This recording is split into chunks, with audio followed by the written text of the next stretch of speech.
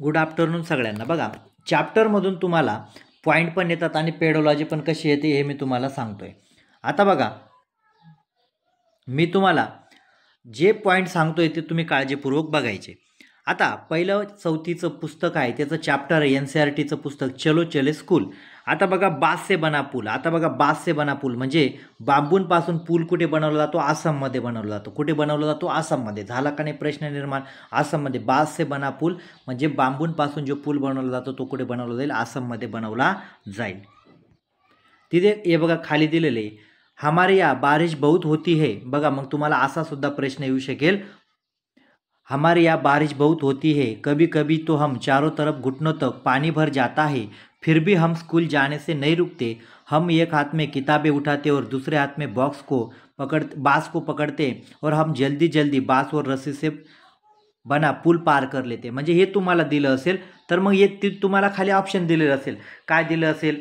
असम दिलेलं असेल, महाराष्ट्र दिलेलं असेल, आंध्र प्रदेश दिलेलं असेल, राजस्थान दिलं असेल. मग आता तुम्ही हे जर इथे वाचलेलं असेल का कोणत्या ठिकाणी बास्के खंबो से पूल बनाया जाता, हे जर तुम्ही वाचलं असेल आसाममध्ये, तर तुम्ही त्याचं उत्तर बरोबर देणार. काय देणार? आसाम देणार. झाला का नाही एक पॉईंट? बघा, 4थीचं पहिल्या चॅप्टरमधून. त्याच्यानंतर बघा, ट्रॉली. काय म्हटले? ट्रॉली. त्या चॅप्टरमध्ये दुसरं आलेले ट्रॉलीचे. म्हणजे काही ठिकाणी काय झालं का ट्रॉलीमध्ये पण विद्यार्थी काय करतात? शाळेत जाण्यासाठी जातात ट्रॉलीमध्ये. आता इथे दिलेले बघा, ट्रॉली से लद्दाख. आता कुठे? लद्दाख. ट्रॉली का इस्तेमाल कहाँ होता है? ट्रॉली का इस्तेमाल कुठे होता है? लद्दाख में होता है. स्कूल पहुंचने के लिए हम रोज नदी पार करनी होती. बघा, म्हणजे शाळेत जाण्यासाठी दररोज काय करायची? यांना नदी पार करायची असते. खूप चौड़ी और गहरी नदी. बघा, म्हणजे नदी काय? गहरी और चौड़ी नदी. मजबूत लोहे. मग आता तुम्हाला ही विशेषता बघा, मजबूत लोहे की रस्सी होती है, ये दोनों तरफ से भारी पत्थरों या पेड़ों से कसकर बांधी रहती है. बघा, मग तुम्हाला ती रस्सी कशाला बांधली जाते हे पण विचारू जाऊ शकतात का ते काय असतात? दोनों तरफ से भारी पत्थर म्हणजे मोठे दगड असतात आणि या पेड़ों से कसकर बांधी होती है. ट्रॉली लकड़ी से बना झुला आहे. बघा, ट्रॉली कशी असते? लकड़ी से बना झुला आहे. हे पण लक्षात ठेवायचं.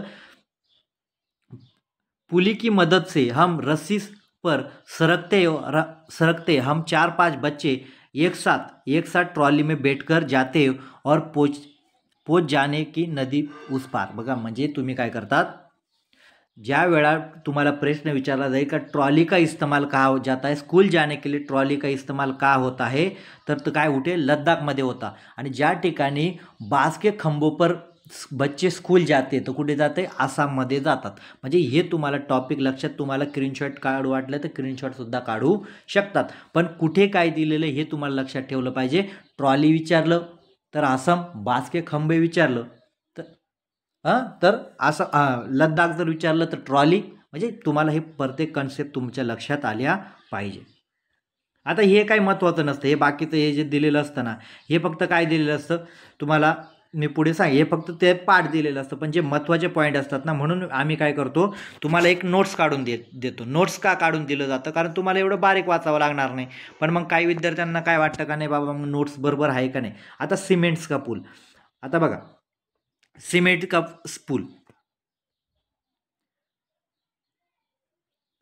पुल हम भी कई जगह पानी पार करना पड़ता है. म्हणजे पानी कार म्हणजे नदी पार करना पड़ता है.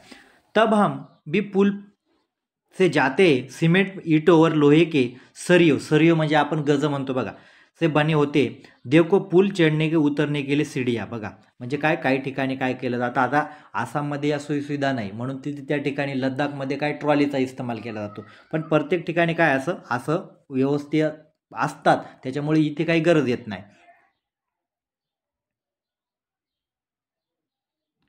आता तिथे म्हणला ये पूल बास से बने पूल से अलग आहे. कारण अलग काय आहे? कारण त्याच्यामध्ये साधनं वेगळे आहेत. बरोबर आहे का नाही? आता हे जे पॉईंट येतात ना, हे पॉईंट कुठलाही तुम्हाला परीक्षेला विचारला जात नाही. फक्त कोणते पॉईंट विचारले जातात? मी जे तुम्हाला जे हायलाइटेड आहेत तेच पॉईंट काय येतात तुम्हाला परीक्षेला विचारले जातात. हे कुठलंच तुम्हाला विचारलं जात नाही. तरी मी तुम्हाला, म्हणजे तुम्ही स्क्रीनशॉट काढू शकतात म्हणून मी तुम्हाला थोडं दाखवतोय. आता बघा, वल्लम. आता केरळ जे आहे, केरळमध्ये काय असते, मग तुम्हाला ह्या प्रश्न येतो बघा, वल्लम म्हणजे या प्रकारची एक छोटी होडी असते. ही छोटी होडी काय करतात, कुठे वापरतात, आता शाळेत जाण्यासाठी कुठे काय वाटतात, केरळमध्ये वल्लम. केरळ में कुछ भागों में बच्चे पानी को पार करने के लिए वल्लम लकड़ी से बनी छोटी नाव. मग तुम्हाला विचारलं जाऊ शकतं वल्लम की कैसे बनी होती है, तो लकड़ी से बनी होती है. लकड़ी से बनी छोटी नाव को क्या कहते हैं, वल्लम कहते. आता हे कुठे वापरलं जातं, केरळ में. बेटकर स्कूल तक पोचते म्हणजे बघा शाळेत जाण्यासाठी प्रत्येक ठिकाणी काय आहेत वेगवेगळं. वल्लम जर म्हटलं तर केरळमध्ये, ट्रॉली जर म्हटलं तर लद्दाखमध्ये, बास से खंबो से बना पूल म्हटलं तर आसाममध्ये. बघा हे जे हायलाइटेड पॉईंट आहेत ना, हे हायलाइटेड तुम्हाला वाचावे लागतील, तेव्हाच तुम्हाला ते काळजीपूर्वक समजेल. हे स्क्रीनशॉट हे लिहायचं, तुम्ही याची नोट्स बनवायची, जे मी तुम्हाला सांगतोय जे वाचायचं तेच आहे. आता बघा त्याच्यानंतर आलेले उंट गाडी. आता उंट गाडी कुठे वापरली जाते, राजस्थान. जास्त विचार करायची गरज नाही, राजस्थान. आता उंट गाडी कुठे वापरली जाते, राजस्थानमध्ये. ज्यावेळेला मुलं शाळेत जाण्यासाठी आता प्रत्येक ठिकाणी हम रेगिस्तान में रहते, मग तुम्हाला काय राजस्थान दिलं नसेल, फक्त एवढा पॉईंट दिलेला असेल, काय देतील, हम रेगिस्तान में रहते, हमारे यहाँ दूर दूर तक रेत ही रहते, रेत आते हो, दिन में तो रेत खूप तपती है और हम ऊंट गाडी में बैठकर स्कूल जाते. आता बघा म्हणजे इथे काय म्हटलेलं आहे का, आमच्या आजूबाजूला काय मोठ्या प्रमाणात वाळू आहे आणि मोठ्या प्रमाणात वाळू काय दिवसा खूप तापते.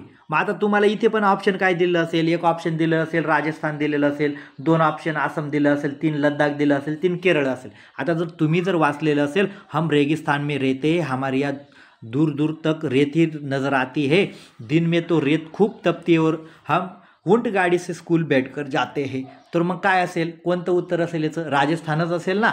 हां म्हणजे हे पण तुमच्या लक्षात आलं पाहिजे.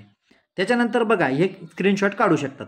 आता त्याच्यानंतर बैलगाडी. आता मैदानी इलाके इथे काय म्हटलंय बघा, आता मैदानी इलाके म्हणजे काय म्हटलेले का, ज्या ठिकाणी मैदानी इलाके असतात, हम बैलगाडी पर बैठकर हम हरे भरे खेतों से धीरे धीरे से निकलते हुए स्कूल पहुंचते हैं, तेज धूप या बारिश हो तो हम अपनी छत्रिया खोल लेते. म्हणजे कोणत्या इलाक्यामध्ये असतं, मैदानी इलाक्यामध्ये. मग आता मैदानी इलाक्यामध्ये ट्रॉलीचा उपयोग होतो का, बास्के खंबो का म्हणजे ते पूल बनवण्यासाठी उपयोग होतो का, त्याच्यासाठी आपण काय वल्लम जी केरळमध्ये जी छोटी नौका होती तिचा उपयोग होतो का, अजिबात होत नाही. तर तिथे काय मग तुम्हाला ऑप्शन दिलं असेल काय का, मैदानी इलाक्यामध्ये काय चालेल, बैलगाडी चालेल.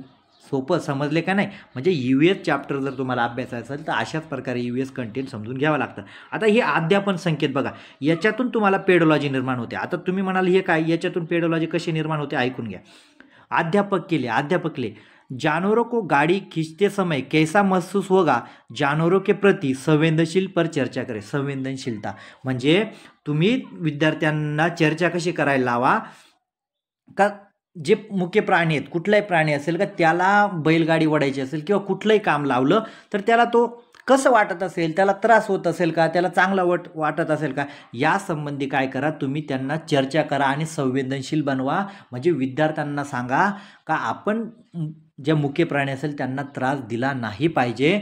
बरोबर आहे की नाही. म्हणजे काय, त्यांना संवेदनशील, मग ते प्राण्यांचा आदर करतील. किंवा इथे जर सांगितलं का बघा बैलगाडीचा वापर करून आपण काय करतो, शाळेत जाऊ शकतो, त्यामुळे आपण बैलांना जीव लावला पाहिजे, त्यांची काळजी घेतली पाहिजे. मग मुलं काय होतील, नाही बाबा बैल खूप चांगले असतात का, कारण काय करतात आपल्याला ते एका ठिकाणाहून दुसऱ्या ठिकाणी जाण्यासाठी, म्हणजे काय होईल, ते काय होतील प्राण्यांसंबंधी काय होतील, संवेदनशील होतील ना. मग तुम्हाला प्रश्न विचारला जाईल की प्राणियों के संबंधी संवेदनशील बनाने के लिए शिक्षक को क्या करना चाहिए, शिक्षक को क्या करना चाहिए, पुरस्कार देना चाहिए का, तर अजिबात नाही. तर तिथे काय केलं पाहिजे, जे जानवरं असतील त्यांच्या संबंधित चर्चा करायला लावायची, त्यांच्या कामासंदर्भात त्यांच्या उपयोगासंदर्भात चर्चा केल्याने त्या मुलांना महत्त्व कळेल का ह्या प्राण्यांचं आपल्या जीवनामध्ये महत्त्व. आता गाय असेल बैल असेल यांच्या संबंधात जर त्यांना चर्चा करायला लावेल तर ते सांगतील का, नाही सर गाय आम्हाला दूध देते, म्हैस आम्हाला दूध देते, बरोबर आहे की नाही. मग हे प्राणी काय आपल्या उपयोगाचे आहे. म्हणजे एक तुम्ही काय करा, चर्चेच्या माध्यमातून, मग इथे काय म्हटलं आहे का, तुम्ही काय करणार, चर्चेच्या माध्यमातून तुम्ही काय करणार, त्या प्राण्यांसंबंधित त्यांना संवेदनशील बनवाल. जेवढं तुम्ही समजून घेणार. आता हे जे तुम्हाला हे काहीच बघायचं नाही. आता सायकल सवारी. आता सायकल सवारी काय म्हटलेलं बघा, हम लंबे रास्तों पर साइकिल चलाकर स्कूल जाते, पहले तो स्कूल दूर होने के कारण कई लड़कियां स्कूल जा ही नहीं पाती थी, पर अब 7-8 लड़कियों की टोली मुश्किल रास्तों पर भी पार कर जाते. म्हणजे बघा पूर्वी पण बघा सायकल नसायची तर मुलींना लांब लांब शाळेवर जायला खूप अडचणी यायच्या. पण जेव्हा सायकल, आता तर मोठ्या प्रमाणात वाहन निर्मिती झाली, बरोबर आहे का नाही. आता महिला फोर व्हीलरसुद्धा घेऊन जातात. एवढी म्हणजे काय झालं, पैसा आला. सगळ्यात महत्त्वाचं काय आलं, पैसा आला. पण पूर्वीच्या काळी असं काही नव्हतं. मग त्यांना काय करावं लागायचं का सायकलीचा वापर व्हायचा.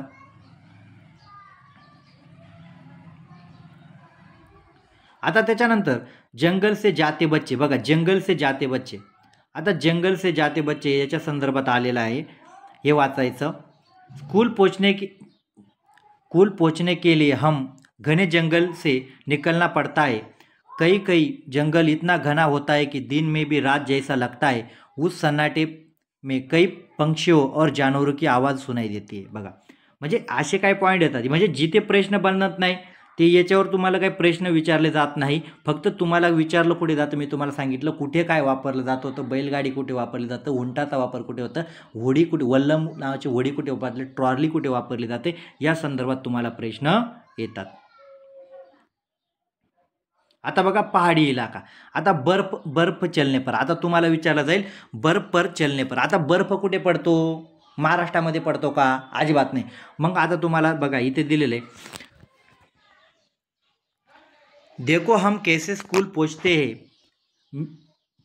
मीलों फैली बर्फ पर चलकर हम हाथ पकड़कर बर्फ पर पैर जमाते हैं और ध्यान से चलते. ध्यान से का बरं चलते, कारण तुम्हाला माहिती आहे काय असेल, एखादा खड्डा असेल त्याच्यावर जर बर्फ असेल तर तिथे खाली जाईल.